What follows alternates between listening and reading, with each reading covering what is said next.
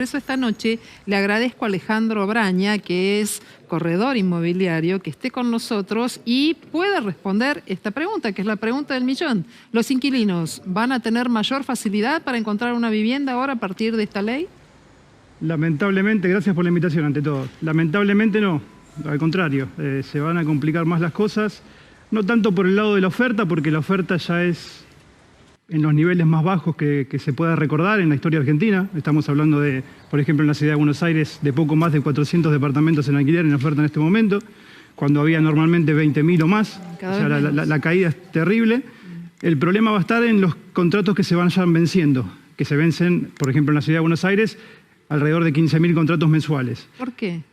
Porque los propietarios desde el primer momento no estuvieron de acuerdo con esta ley. Y este índice nuevo que agregan ahora o que sacan que no se entiende la verdad tampoco por qué lo cambian, porque estaba impuesto el ICL con la ley anterior que fue creado justamente para esto, para los alquileres, y ahora introducen un índice que no tiene nada que ver, tal así que se llama casa propia y se usa para créditos hipotecarios del Procrear. No lo entendemos realmente y creo que va a traer más confusión de la que ya había. Y bueno, y ahí va a estar la situación, en los contratos que se van venciendo todos los meses en todo el país. Bueno, hay muchas cosas para hablar, ¿no? Vos estás hablando del nuevo índice, pero también de los propietarios. En realidad, el texto de la nueva ley trae algunos beneficios para propietarios, por ejemplo, para aquellos que no tienen más de 2 unidades. Hay allí para los contratos en blanco, ¿no? Los formales, de esto estamos hablando. De alguna bonificación sobre el tema ganancias, bienes personales. ¿Aún así tampoco sirve? No, porque ya tenemos la prueba con el gobierno de la Ciudad de Buenos Aires que hizo lo mismo, algo parecido en mayo de este año, con Horacio Rodríguez Larreta, que hizo una bonificación de ABL, una bonificación también de ingresos brutos y eso, y no movió la brújula para nada, o sea, no cambió absolutamente nada, la oferta siguió cayendo y esto va a pasar lo mismo, lamentablemente.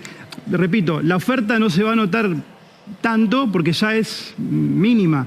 El problema va a ser los contratos que se van venciendo, que además hay que esperar que salga la ley promulgada y leerla bien a fondo, pero tenemos entendido que van a eliminar algo que nos sirvió mucho como herramienta en este tiempo, que es una parte final de un artículo que permitía los contratos que se vencían y que las partes seguían siendo las mismas, que vulgarmente se le llama renovación, se podían hacer por un plazo menor de 3 años, por 1 año, por 1 año y medio, por 2.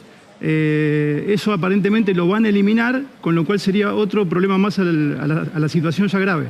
Ahora, una ley puede ser buena o mala, pero si no es respetada por la sociedad o por el mercado pasa a ser ficción, ¿no? Hoy si abrís cualquier página de avisos inmobiliarios, los pocos departamentos que hay en alquiler en la Ciudad de Buenos Aires están en dólares. ¿Vos creés que eso va a continuar con esta nueva ley?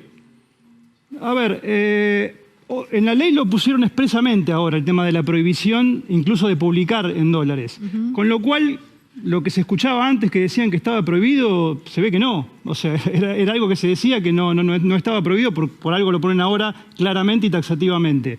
El tema de los dólares, claro, es un tema de que se mezcla todo ahí, el tema de alquileres temporarios con el tema de alquileres tradicionales. Y hoy el tema de alquileres tradicionales bajó tanto la oferta que se ven muchos más alquileres en dólares justamente por eso, porque capaz que tenés 15.000 alquileres temporarios y viviendas, lo que te decía, no llegás a 500. Entonces uno ve esa oferta todo en dólares y el problema es que la falta de oferta del otro lado, eso es lo que desapareció. Alquileres temporarios hay menos que en la época prepandemia en la Ciudad de Buenos Aires. El problema no es los temporarios, el problema es que desapareció la oferta de los otros, de los tradicionales, con contratos normales ahora de 36 meses. ¿Será que la política está metiendo la cola en esta campaña electoral porque se habla de economía bimonetaria, pero también se habla de dolarización? ¿Pensás que esto influye en el momento de definir qué tipo de alquileres son los que salen al mercado y cómo se los cobra?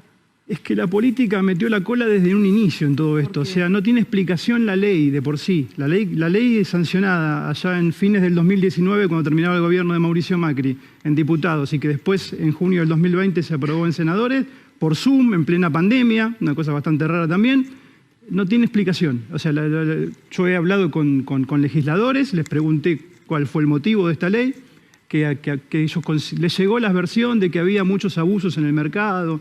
No tienen datos de por qué, o sea, una cuestión totalmente política.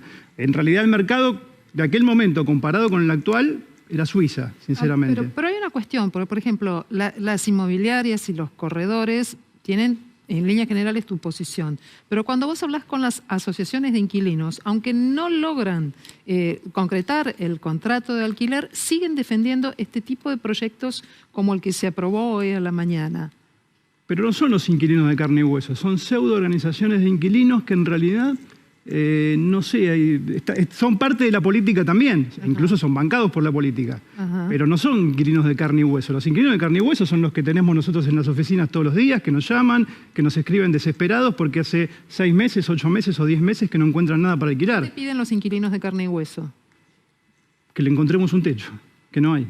O sea, no te puedo explicar si viene yo hace 35 años que trabajo en esto, del año 88. Esto nunca se vio, nunca pasó. ¿Hay desesperación por llegar Seguro, a la vivienda? listas de espera, la gente desesperada.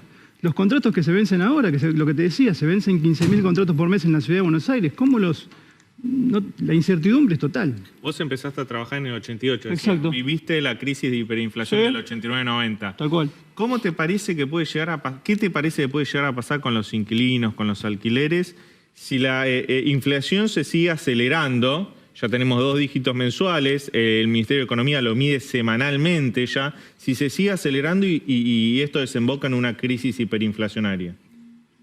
Lo que pasa es que vaticinar eso no. Hoy ya venimos viendo nosotros en nuestra actividad que hace ya un par de años cualquier familia necesita 2 ingresos para poder alquilar. ¿Y en el 89 qué pasó? Recordanos un poquito eso. No, bueno, en el 89, lógicamente, no es comparable con ahora porque llegamos a tener índices del 400% mensual. Con lo cual yo me acuerdo que en aquel momento también, en su momento se metió el Estado y terminó perjudicando después a los inquilinos porque durante 3 meses sacó lo que se llama ahora DNU, el Poder Ejecutivo, donde se le podía aplicar a los alquileres que se ajustaban mensualmente por el índice de precios del consumidor del INDEC, se le podía ajustar nada más que la mitad de la inflación durante 3 meses, que eran los más altos de la inflación. ¿Qué pasó? Cuando pasaron esos 3 meses, los alquileres no servían ni para pagar un boleto de colectivo, lo que cobraba la gente. Y en aquel momento los inquilinos no pagaban ni agua, ni impuesto municipal, ni expensas extraordinarias, pagaban los servicios y nada más. Después de todo eso, pasó la costumbre de que todo se le cargaba al inquilino por esa experiencia tan mala que hubo en aquel momento. Son cosas que van quedando. ¿Hay un mercado blue del alquiler? Digo, si la ley que se aprueba es esta que tenemos, la que finalmente se votó hoy a las 6 de la mañana, ¿existe una alternativa blue también en el mercado del alquiler? ¿Un acuerdo entre partes? Sí, tal cual, ya venía pasando. Yo creo que ahora va a pasar más todavía. Nosotros no podemos intervenir como profesionales, lógicamente, y nos perjudica porque perdemos buena parte de nuestro trabajo. Pero que la gente hace contratos con ajustes semestrales o trimestrales o lo que fuere, y hasta por plazos menores de 3 años, seguro, no hay duda, cada vez más. Y lamentablemente somos pesimistas en cuanto a que esto, con el índice más complicado todavía, este índice está dando casi hoy por hoy 40% menos de lo que da el ICL. Bueno, a ver, vamos a hablarlo de manera tal que aquella persona que tiene que renovar su contrato de alquiler te entienda, Braña, de qué cosas estás hablando y por qué tiene, desde tu mirada, más complejidades que el actual. Como dijo bien Leandro recién, por ahora sigue todo igual hasta que la ley quede lógicamente promulgada y publicada en el boletín oficial y eso. Pero vos sos crítico del nuevo índice, ¿por qué? Por esto que te digo, primero que nada porque el ICL no era sencillo, pero ya nos habíamos acostumbrado, pasaron más de 3 años. Esto parece un jeroglífico, es complicado porque es un promedio también y que en realidad después hay que multiplicarlo por 0,9 porque quieren aplicar el 90% de eso, de lo que dé.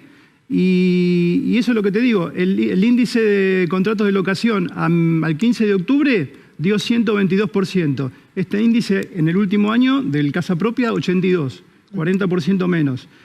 Con lo cual lo que te decía, los propietarios no van a entrar en esto. Puede pasar que los propietarios retiren más departamentos de alquiler o que si lo sigan dejando pongan un precio inicial mucho más alto. Seguro. Igual que lo que te decía, la oferta está muy por debajo y no se va a notar tanto ahí. Lo que se va a notar es que la gente no va a querer seguir alquilando.